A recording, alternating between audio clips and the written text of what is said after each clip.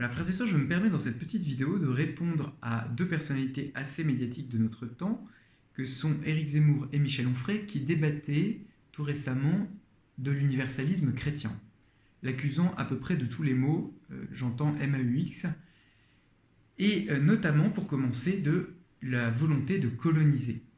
Mais là, je ne suis pas sûr qu'il s'agisse d'une réalité historique. Est-on certain que le désir de colonisation soit d'abord l'enfant chéri du christianisme? Est-on sûr qu'il n'est pas d'abord le fruit d'une culture marchande qui se développe avec l'appât du gain et la volonté d'en avoir toujours plus? Je n'ai pas lu souvent que les colons partaient l'évangile à la main avec l'idée de répandre la joie de l'évangile. N'était-ce pas d'abord l'espoir d'une vie meilleure, de gagner davantage, le goût de l'aventure et parfois l'ivresse de l'inconnu? Ainsi donc, il me semble que sur ce point, c'est déjà très discutable. Premier point.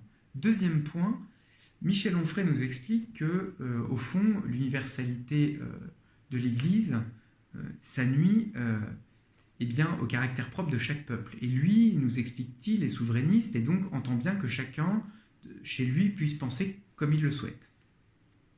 Je voudrais faire deux remarques. La première, c'est que l'Église universelle, ça n'est pas, cher Michel, l'Église universaliste. Il y a un malentendu. L'Église n'a jamais rêvé d'enfanter des clones. Saint Paul lui-même, Saint Paul insiste sur le fait que l'Église est comme un corps, c'est-à-dire avec des membres différents, et chaque membre a sa place. Parce que l'Église, précisément, ça n'est pas l'absorption par phagocytose, l'Église, ça n'est pas la fusion dans un grand magma informe, l'Église, son idéal, c'est la communion. Et dans la communion, chacun a sa place telle qu'il est, avec une juste distance d'ailleurs dans son rapport aux autres, cette juste distance qui permet un échange, qui permet de se rapporter à l'autre. Et donc là, l'uniformité envisagée ne correspond pas du tout à la réalité de ce qu'est l'Église en profondeur. Au contraire, chacun a sa place telle qu'il est, c'est vrai au niveau personnel, on pourrait l'appliquer même en termes de nation.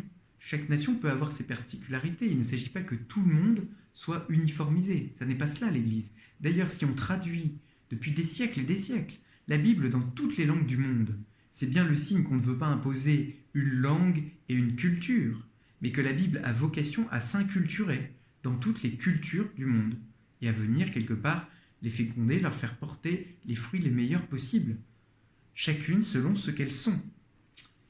Donc là-dessus, sans doute qu'il y a un sujet à creuser.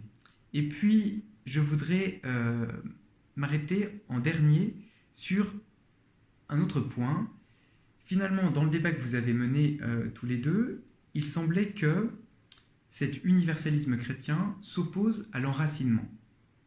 Voilà, il y aurait l'Église universelle, et puis les gens qui aujourd'hui, comme jamais d'ailleurs, ont souhaité, au contraire, savoir d'où ils viennent et s'enraciner. C'est la mode des terroirs, des régions, du local, très bien.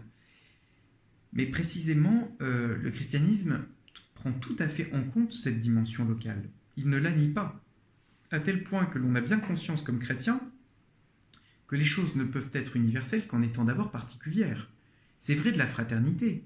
La fraternité chrétienne ne s'envisage pas comme un absolu, comme quelque chose d'universel qu'on proclamerait de manière abstraite. Jésus n'a pas dit « aime ton lointain », Jésus a dit « aime ton prochain ». On a bien conscience que l'universel ne s'atteint que par le particulier. C'est en aimant mon voisin et mon prochain que je vais ensuite être capable d'aimer au-delà, de me rapporter à plus loin. Donc l'universalisme chrétien, ça n'est certainement pas un idéal abstrait qui m'invite à me sortir d'une vie concrète, locale et enracinée. C'est certainement pas cela. Mais cette vie locale et enracinée, elle est appelée à s'ouvrir, elle est appelée à rayonner, elle est appelée à des échanges, etc., etc. C'est exactement ce que nous vivons dans l'Eucharistie.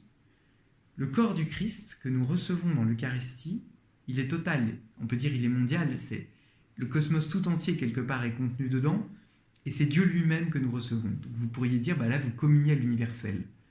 Et c'est pas faux. Sauf que l'Eucharistie, vous l'aurez bien noté, on ne peut la recevoir qu'en la célébrant dans un lieu concret, avec une petite communauté locale. Et donc, il y a dans le christianisme cette tension qui s'assume et qui se vit entre le local et l'universel. mais de manière conjointe, et les deux sont pleinement assumés. Et je crains que l'universalisme dont vous avez parlé tous les deux, l'accusant de bien des choses, soit plus un universalisme lié à une volonté de conquête et de pouvoir, lié à l'émergence d'ailleurs aussi de l'État moderne, qui s'arroge le monopole de la puissance et de la force, plutôt que l'universalisme chrétien, qui relève à mon avis de toute autre chose. Merci à tous de votre écoute, à bientôt.